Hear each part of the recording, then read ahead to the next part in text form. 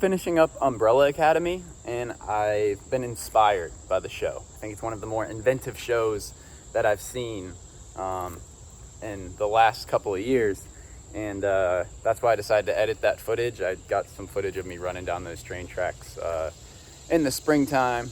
Never edited it. I've been wanting to do a video like this for a while, an update video based on a video that I made in the spring called Changing Priorities. In that video titled Changing Priorities, I talk about how I was in a bad headspace and, I wanted change and wasn't sure how to accomplish that. So basically during quarantine, I spent 3 weeks completely isolated while my roommates were elsewhere. And during this time, I was faced with a decision. Did I want to fall into bad habits, which would be easy during that time? Or would I take the opportunity to completely reinvent myself, or at least try? Well, I decided to go with the latter. And during that time, I was doing dopamine detoxes. But for those of you who don't know, you're basically depriving yourself of any self-gratifying activity or anything that's honestly just giving you pleasure. So I would go like a full day without watching anything on Netflix, without getting on YouTube, without checking social media. And of course it's going to be uncomfortable. It was super hard. But what I realized is that, well, I'll actually show you here. Because during this time, I was journaling as well. I was basically doing everything to try and improve my mental health, because I was so scatterbrained during this time. I've always thought that I've had ADHD with everything that I'm involved with social media. I've always been monitoring like the YouTube landscape. I manage an NBA basketball trainer's Instagram as well. So I post twice a week for him. So I'm always like looking at that stuff. And then just being a creative person, I'm always consuming content. But I realized that I was becoming so impulsive that I just felt like a slave to my phone, and I hated it. I was unable to live in the present. And in that video, I just talked about, how I was unable to live in the present, how that's all I wanted to do is like be present with those around me. So I was changing my priorities from some of my other focuses in life. But during that time, I also got a job, and that was like the first week that I was starting was actually when I made that video, and it's been amazing. The company culture for the company that I work with is like nothing I've ever experienced. I didn't know that I could have a 9-to-5 job and not have all the creative energy drained out of me. But the culture for this company I'm working with is incredible. But anyway, I'm just walking away from these people right now because I always get awkward whenever I'm like vlogging and people are coming by. Like, I started out this video using my actual camera to film, but it's just way too intimidating, and I still can't keep a train of thought whenever I'm holding my big camera in front of me walking around, because I just feel like I'm such a spectacle, and I'm like putting myself in the shoes of the people around me and judging myself. So with my little phone here, it's a lot easier. Hopefully you can hear me all right. There's a lot of cicadas. Now, not only did I do dopamine detoxes during the quarantine, but I was also, meditating, which I've been doing for like 3 to 4 years. I actually stopped actually calling it meditating because I had the Headspace app, and they did guided meditations.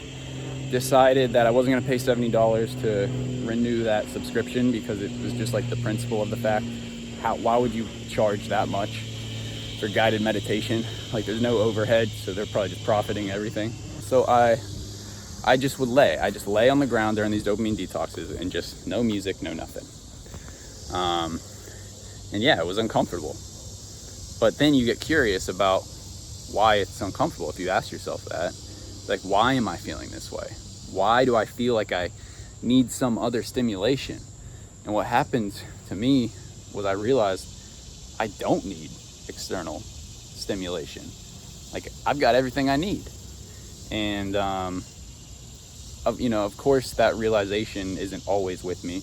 There are still times where I'm impulsive and I fight the urge, but it helps. I've found if you're curious about why you're impulsive, why you're feeling these feelings of uncomfortableness, just because you're not checking social media and seeing, what people that you never even talked to in high school are doing, and it just bringing you out of the moment. So our most valuable asset these days is our attention. And I found that I need to take responsibility for the stuff I'm consuming. I need to do it in moderation.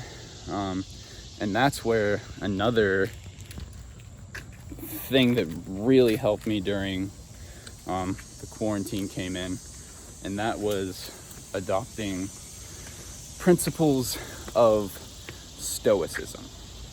Now I've got a book here, Marcus Aurelius Meditations. This book is the most impactful book that I've ever read for me. Stoicism is all about just doing the right thing, not feeling entitled to pleasure, living for others. It's based in science and trusting in nature, and just having good principles and values. And so during this time as well, I really started adopting Stoic philosophy, and just specifically Meditations. I've read this twice, by Marcus Aurelius, who was a Roman emperor. He was quite literally the most powerful man in the world back in those days. Could have had anything he wanted, all the food, drink, women, whatever. As soon as he gets in the position of emperor, he brings someone else on board to make sure he stays in check and doesn't abuse his power. So he splits the power 50-50. To be in that position and be that disciplined, not just for splitting the power, but not succumbing to impulses and things that feel good in the moment or just temporarily, because all that's fleeting. I just think that's so admirable, and it's just very impressive. So I highly recommend reading this book, Marcus Aurelius Meditations. Make sure you get the Gregory Hayes edition. I haven't read any others, but everyone says make sure to get the Gregory Hayes edition, because all these authors translate them differently. But these are just his personal journal entries. They were never meant to see the light of day, and yet it's some of the most profound text that I've ever read.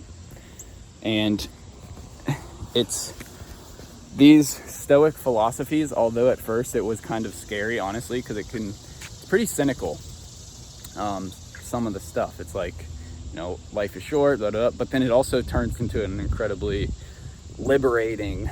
It's liberated me, adopting these ideologies. So Stoicism, amazing. I think everyone in the world needs to adopt it, especially during these times, because it's not based in religion. It's literally just based on science and human nature. It's so great. Highly recommend you check it out. So also I was journaling during this time.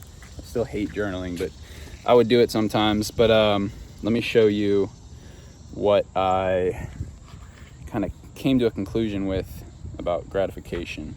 So this is a journal entry that I did. You can see it's June 7th.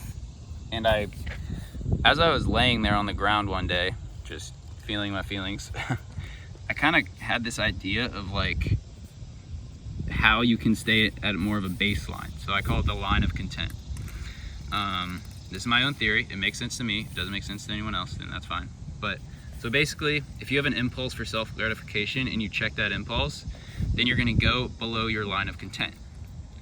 But if you resist falling for that impulse and you don't, check your phone when you feel the urge, it's going to be uncomfortable. But then as some time passes, knowing that you resisted and you aren't a slave to it and you're your own person, it's gonna bring you above your line of content. It's actually gonna like make you more content, like more peaceful. So it's kind of like some deviating wavelengths here. So again, this makes sense to me somewhat, but so for this, if you have a self-gratifying activity, when you do that activity, dun, dun, dun, dun, look how high we are. We're so happy right now because we're playing Pokemon Go and drinking Mountain Dew and eating Cheetos. But then, like, once you finish that, you're gonna be like, crap, why'd I do all those crappy activities? And then it's gonna take you way low. So it's like da da da da. But if you just keep resisting your impulses, then you'll always be more on that line and it won't be as wavy, if that makes sense. So also during the quarantine and in the last 4 or 5 months really, I've really made a point to, well, I've always been active, but I've been doing this workout just on this scaffolding. It's a really simple workout. I can tell you what it is, but it's basically just push-ups and pull-ups and chin-ups. And I just do that every other day, and then the in-between days, I do like cardio and run. And so now I think I'm like the strongest I've ever been, quite honestly, even though I don't have a gym membership, which is crazy because I would go to the gym and do all these machines and all this stuff, so many more reps and all that, and I didn't see results like I'm seeing now, which are like way simpler workouts and shorter. I'm also eating the best I've ever eaten. I am cooking food almost every meal. I have fruits or vegetables. I'm drinking kombucha. Like, you know, I'm fascinated with the, you know, living life to your fullest. How can we accomplish that? So in the last several months, I've been doing everything that I can to, you know, increase just my well-being and my peace of mind. And it's done wonders. Like, I feel like I'm the most capable I've been, like, ever, which is a pretty awesome feeling. But it is frustrating though, because, you know, society isn't normal and I can't just like go out and meet people whenever I want because everyone's, you know, restaurants are like closed or weird, you need with masks and everything. I also want to mention that I've had this stuff. It's called ashwagandha. It helps you like concentrate and focus. And I've had that for a while, but I never took it on like a daily basis. But in the last week, I've been taking it on a daily basis. And I only take like 1 pill, but they recommend 3, but I seriously take like 1 or 2 a day. And they say like you really feel it after like a couple weeks when you build up a tolerance, but I already feel it. It feels like it's connecting all my neural circuits and like, because again, I'm convinced I have ADHD. I mean, I went to the doctor once because I thought I had ADHD, and I was like, okay, I need freaking medication. But turns out I was diagnosed with general anxiety disorder and depression, which I always knew that I had depression. Just never really wanted to hear it come from someone's lips that it's confirmation. So I always knew that, but I've done everything that I can in recent years to combat, you know, depression and anxiety. Several years ago, like when I started kind of on the self-help stuff, I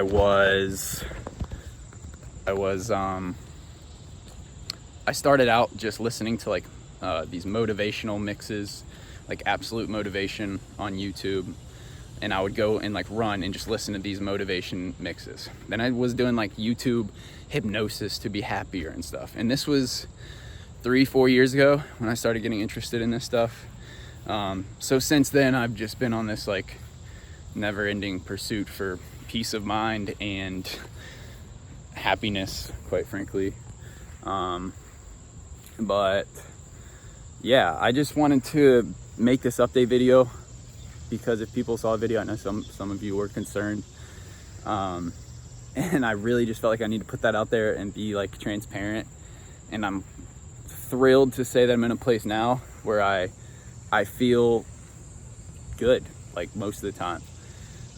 And I think it's only because I've been, you know, adopting stoicism, not succumbing to my impulses, and moderating my attention and what I consume. Because there's so much crap that is fed to us nowadays. Like, everyone's fighting for your attention. It's the most valuable thing right now. And I definitely think that not getting too invested in an activity, you know, my little cousin, he was playing like a Fortnite or something while he had TikToks running next to him. Like, a TikTok feed was just sitting there next to him while he's playing Fortnite and talking to friends. And I'm like, this is why we're gonna have an ADHD nation, y'all. Like, we got to take responsibility for what we consume, how we consume it. Do what you can to be focused. If you're not affected by this stuff, which I don't think a lot of people are, like when I talk to my friends and stuff, and I'm like, yeah, I have these issues with this. They're like, oh yeah, well, they just say like, oh yeah, I check Instagram. I don't feel the need to not check Instagram all day. Like, I just check whenever I want. That's like kind of what I get from them. But for me, most days I don't check Instagram until night, because it just takes me off my game at work. And yeah, so again, just wanted to do a little update video, because if this stuff that's worked for me can help anyone watching this, then that is awesome. That's why I'm doing this video right now. And I hope it does. But everyone's different. Find what works for you is my biggest thing. Find what works for you. The internet and YouTube has a wealth of information. Basically anything you could, ever want to learn nowadays is out there on YouTube. So do research on your own. Do what you just keep looking for answers. Don't settle, because I've been in low places, but I don't feel so shameful anymore checking my phone. I don't feel like a slave to my phone as much, because I know that I don't need it. So get curious about how you're feeling. If you're feeling bad, there is a solution. Don't give up. That's about it, guys. Thanks for watching. Hope everyone's been staying safe during this time, and I'll see you in the next video.